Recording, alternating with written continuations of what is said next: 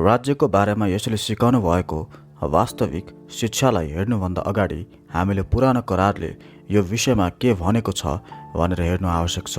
यद्यपि यसले उहाँको आलोचकहरूलाई चुनौती दिन प्राचीन यहुदी धर्मशास्त्रको पुनर्व्याख्या गर्नुभएको छ र त्यसको गहिराईमा जानुभएको छ।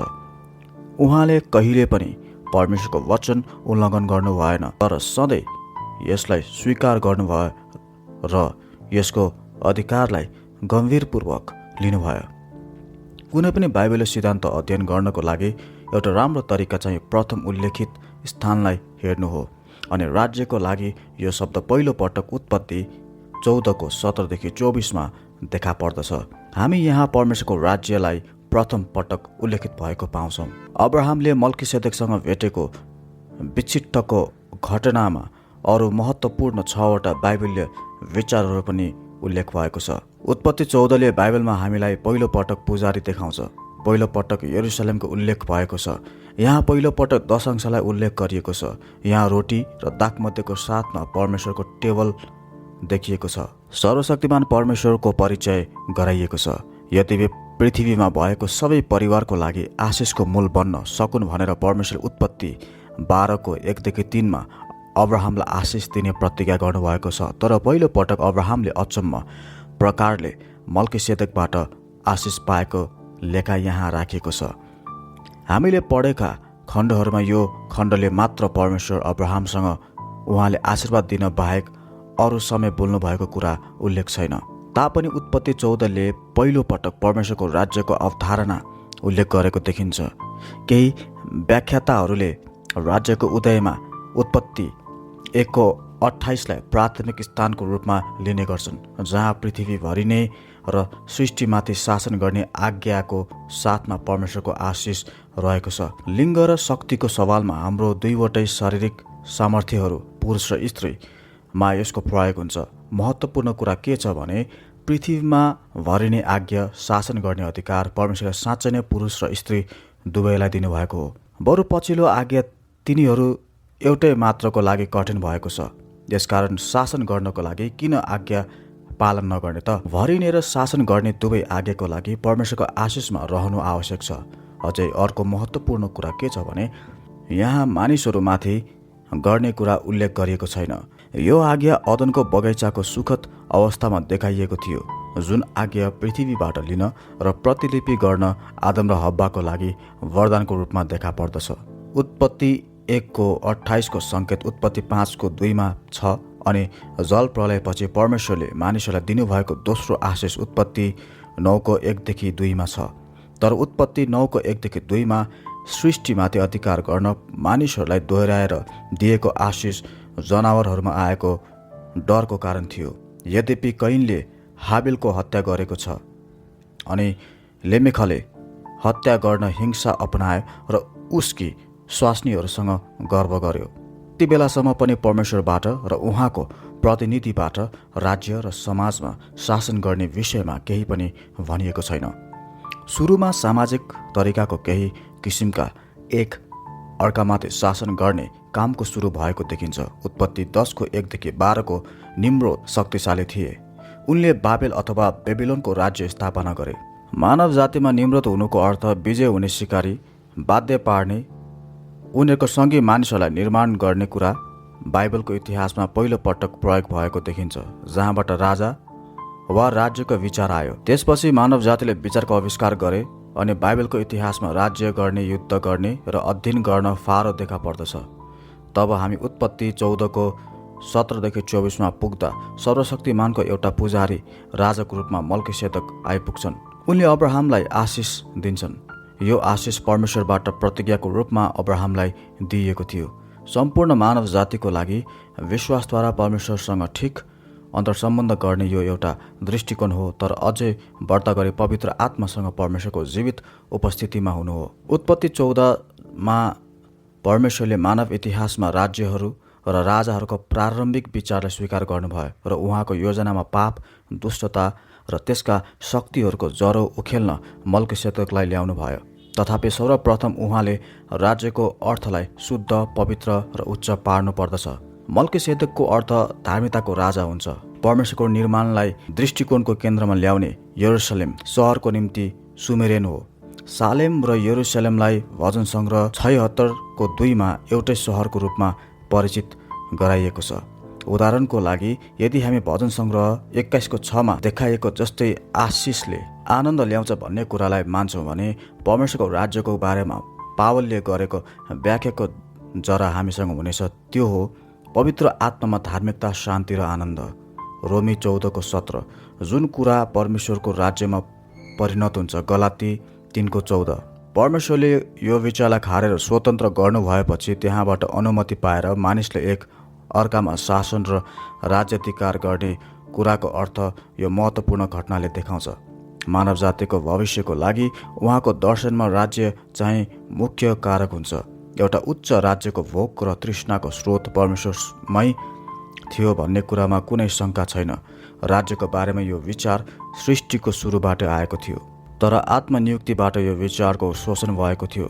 यो विचार चाहिँ मसीहहरू वा उद्धारकर्ताहरू हुने थियो। अझ राम्रो जीवनको लागि सपनाहरू र इच्छाहरू परमेश्वरबाट थिए। यस्ता आकाङ्क्षाहरूको शोषण गर्ने र बिगार्ने काम शैतानले गरेको थियो, जो बाइबलमा सुरुबाट विद्रोही छ।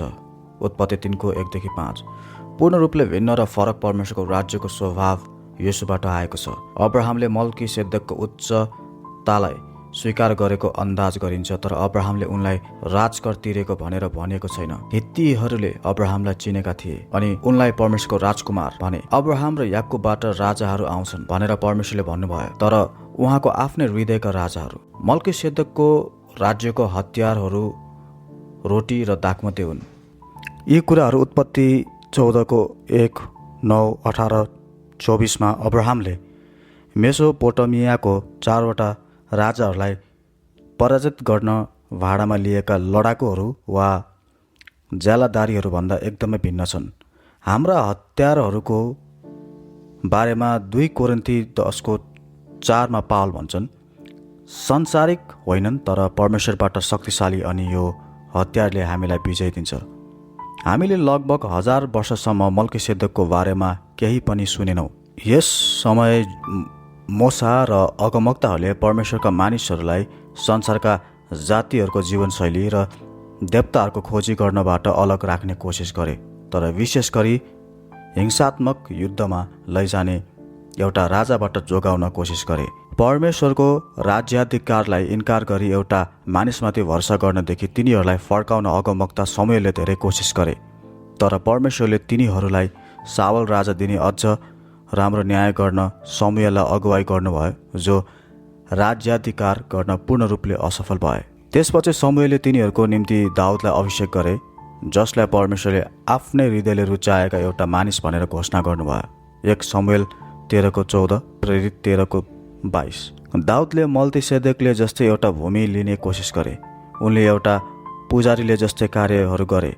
परमेश्वरले राजा र पुजारीहरूको 2वटा विभागहरू अलग अलग गर्नुभएपछि राजाले पुजारीको कार्य गर्नु खतरनाक मानिन्थ्यो, तर दाउद एउटा नयाँ किसिमको आराधनाको निम्ति पनि परिचित छन्, जुन आराधनामा अरू जातिहरूलाई पनि सहभागी हुन निम्ताइएको छ।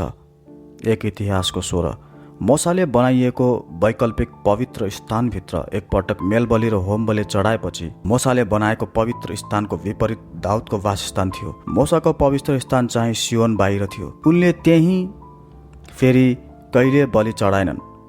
1 इतिहास 16 को 12, 1 इतिहास 16 को 2, हिब्रू 10 को 14। दाउदको वासस्थानको अगमनीय महत्त्वलाई येशूको शारीरिक भाइ याकुबले देखे जस्तो कसैले देखेन। उनले गैर यहुदीहरू परमेश्वरको राज्यमा हुन सक्छन् भन्ने कुरालाई प्रमाण दिन आमोस 9 को 11 देखि 12 लाई प्रेरित 15 को 16 देखि 18 उदाहरण गर्छन्। सायद माथिका यी सबै कुराहरूमा इजरायलका मिठा भजन गायक दाउद परमेश्वरको भजन गाइरहँदा, जहाँ विशेष गरी दाउदले भजन सङ्ग्रह 110 लेखे, यहाँ दोस्रो पटकको लागि मल्कीसेदेक देखा पर्छन्। परमप्रभुले मेरो प्रभुलाई भन्नुहुन्छ, तिमी मेरा दाहिने हातपट्टि बस जबसम्म म तिम्रा शत्रुहरूलाई तिम्रो खुट्टाको पाउदान तुल्याउँदिन। परमप्रभुले सियोनबाट तपाईँको शक्तिशाली राजदण्ड विस्तार गर्नुहुनेछ। तपाईँको शत्रुहरूमाथि तपाईँले शासन गर्नुहुनेछ। तपाईँको युद्धको दिनमा तपाईँका प्रजाले स्वेच्छासाथ आफू आफूलाई दिइहाल्नेछन्। तपाईँ पवित्रताको वैभवमा सुशोभित भई प्रभातको गर्भबाट तपाईँका जवानहरूको ओर्सलाई तपाईँले प्राप्त गर्नुहुनेछ। परमप्रभुले शपथ खानुभएको छ र आफ्नो मन बदल्नु हुने छैन। मल्कीसेदेकको दर्जा बमोजिम तिमी सधैँभरिको निम्ति पुजारी हौ। मल्कीसेदेकको व्यवस्था अनुसार परमप्रभु तपाईँको दाहिनेतर्फ हुनुहुन्छ। उहाँले तपाईँका शत्रुहरूलाई हिर्काउनुहुनेछ। उहाँले आफ्नो क्रोधको दिनमा राजाहरूलाई चकनाचुर पार्नुहुनेछ। उहाँले जाति जातिहरूको न्याय गर्नुहुनेछ। उहाँले तिनीहरूको लासको थुप्रो लगाउनुहुनेछ। उहाँले सारा पृथ्वीका शासकहरूलाई चकनाचुर पार्नुहुनेछ। उहाँले बाटोको छेउको खोलाको पानी पिउनुहुनेछ। त्यसकारण उहाँले आफ्ना शिर उच्च पार्नुहुनेछ। यो भजन पुरा नयाँ करारभरि सबैभन्दा बढी उद्धरण गरिएको र सङ्केत गरिएको छ। दाउदभन्दा 1000 वर्ष पछाडि येशू आफैले उहाँको धार्मिक विरोधीहरूलाई चुनौती दिन भजन सङ्ग्रह 110बाट उद्धरण गर्नुभएको थियो। हेर्नुहोस् मत्ती 22:41-46। यो भजनमा दाउदले कसरी उनको पुत्रलाई प्रभु भन्दछन्। उहाँ कसको पुत्र हुनुहुन्छ? दाउदको पुत्र कि परमेश्वरको, अथवा दुवै? यसकारण परमेश्वरको अचम्मको स्वरूप एउटा अचम्मको व्याख्यानबाट धर्मशास्त्रको व्याख्या बाहिर आएको छ। येशू राजा जो मल्कीसेदेकको दर्जा अनुसार भविष्यवाणी गरिनु भएको छ। मसीहले ल्याउनु हुने नयाँ युगलाई पनि भजन सङ्ग्रहले देखाएको छ। दाउदको सन्तान जो परमेश्वरद्वारा उनको सन्तान कहलाइनु हुनेछ र परमेश्वरले उहाँलाई सिंहासन पनि दिनुहुनेछ। पद 1। अनि जो मल्कीसेदेकको दर्जा बमोजिम एउटा पुजारी हुनुहुन्छ। पद 4। जोसँग स्वयंसेवी स्वतन्त्र इच्छा भएका सैनिकहरू हुनेछन्। पद 2-3। अनि जसले पवित्र आत्माको ताजा नदीबाट शासन गरिरहनुहुनेछ। पद 7। जब येशू मृतकबाट जीवित हुनुभयो तब उहाँले कसरी भजन सङ्ग्रह 110 पुरा भयो, उहाँ आफै कसरी नयाँ करारको उद्देश्य हुनुहुन्छ र पवित्र आत्माबाट उहाँ कसरी धर्मशास्त्रको सबै ठाउँमा पाइनुहुनेछ भनेर चेलाहरूलाई देखाउनु भएको छ। लुका 24:27-44-45। प्रेरितहरूले यो प्रकाशलाई बाँड्ने काम गरे र परमेश्वरले पवित्र आत्माबाट यो प्रकाश बाँड्नुभयो। हिब्रूका लेखक पुरानो करारमा येशूलाई हेरेर भजन सङ्ग्रह 110को वरिपरि रहेर उनको सम्पूर्ण पुस्तक लेख्दछन्। उनले येशूलाई हिजो आज र सदा सर्वदा एक समान रूपमा प्रस्तुत गर्दछन्। हिब्रू 13:8। अनि उहाँको राज्य हल्लाउन सकिँदैन। हिब्रू 12:28। अन्तिम शताब्दीका एउटा महान मिसनरी स्ट्यानली जोन्सले सराहनीय किसिमले यसको व्याख्या गरेका छन्। हामी अब परमेश्वरको यी अचम्मका प्रारम्भिक प्रावधानलाई येशूले पछाडिबाट जे सिकाउनु भयो त्यो हेर्नका लागि तयार भएका छौँ।